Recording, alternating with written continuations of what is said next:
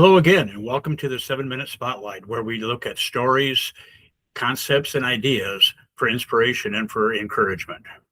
And today's story is a story about something that happened to me, something that I lived through, and it has a lot of possibilities, especially when you consider how it started and how it came out.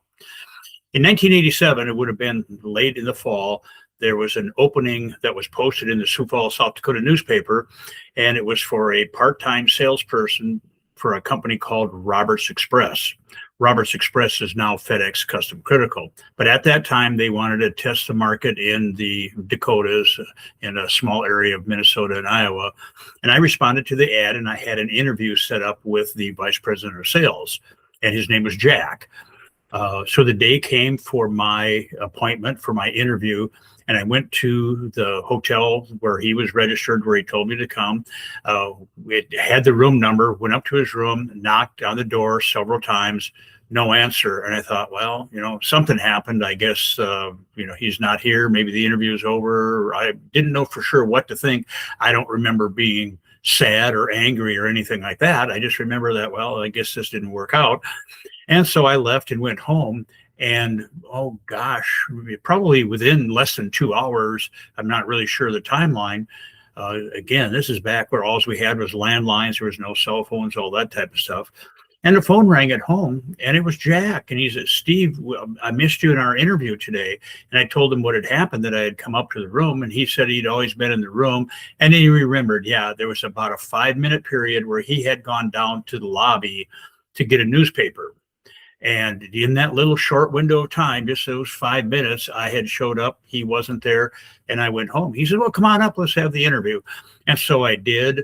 I was successful in the interview. I got the job, and it was part-time for 6 months. At the end of that 6-month period, we learned a lot of things. One is there's not a lot of business in the Dakotas for expedite, or at least there wasn't at that time. But I really liked the company, and they found out that I could sell, and I knew how to recruit. They had me test a couple of things out in Minneapolis area, so I traveled up there, and I had put on more drivers in 3 days than the previous person had put on in 3 weeks. So they figured I know something about trucking, and I know something about drivers and recruiting. So with a lot of negotiation back and forth, they ended up hiring full-time and moving me to St. Louis. And so I took that job in July of 1988, and in November of 1988, we moved to St. Louis. One of the ironies of it is that, well, this will probably just be a short stop. This house will probably be for 3 years, maybe 5 years. And we're still in the same house here 37, almost 38 years later. It's really ironic the way life can turn out sometimes. But being here in St. Louis, my career with them was over 3 years, and it was good, but I could see that I was not going to advance the way that I wanted to. There were opportunities that I could not pursue because I don't have a college degree. And the people that were contracting with the company were becoming financially successful. I learned much later it's not just about money, but at that time it was about money, because I needed to earn enough to make a living, pay for a mortgage, think about what's going to happen in the future, kids going to school, retirement, all those kind of things. And so I started my own business in 1991, and I was with Roberts Express at the time, moved over to a company called RPS, Roadway Package System, which ultimately sold out to FedEx. And so coming up here in November, I will be having my 39-year anniversary from that starting date that I had back in December of 1987. And so there's been a lot of really great stuff, Mary, and I got plugged into a really good church. It helped build our spiritual foundation. The kids went to good schools. We were able to meet a lot of great friends in the area. We've some people that we met at the church are still dear friends today. We have friends that we still have back in South Dakota came down to visit us. We were able to just really thrive and prosper, have an impact on other people. We've seen our business grow to where we've been up to 50 trucks. I cut back a little while ago, an opportunity to sell some stuff out or off. And we're back to about 40 trucks right now, hiring about 50 people.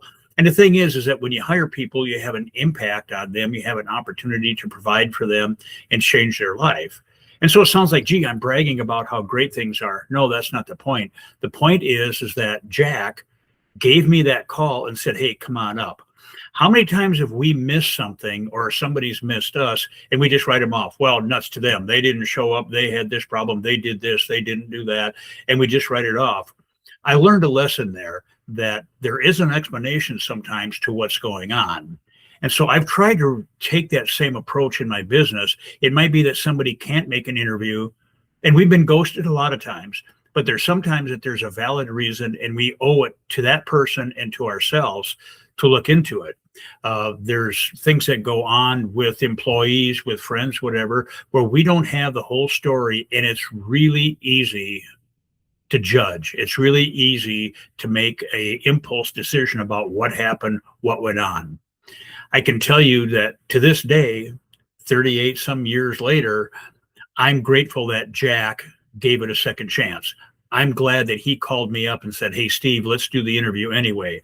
Now, I've learned to treat other people the same way. Not perfect. There's probably times that I've made mistakes.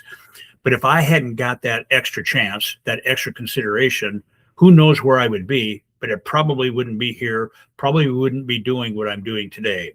So what's our learning point for today?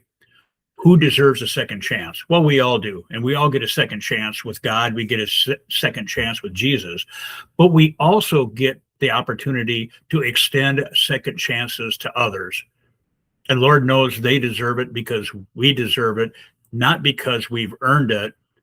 Everybody should have the opportunity for another chance. I'd like to know what you think. Our contact information is on the screen. Thank you, as always. God bless. We're glad that you joined us, and we'll see you on the next one.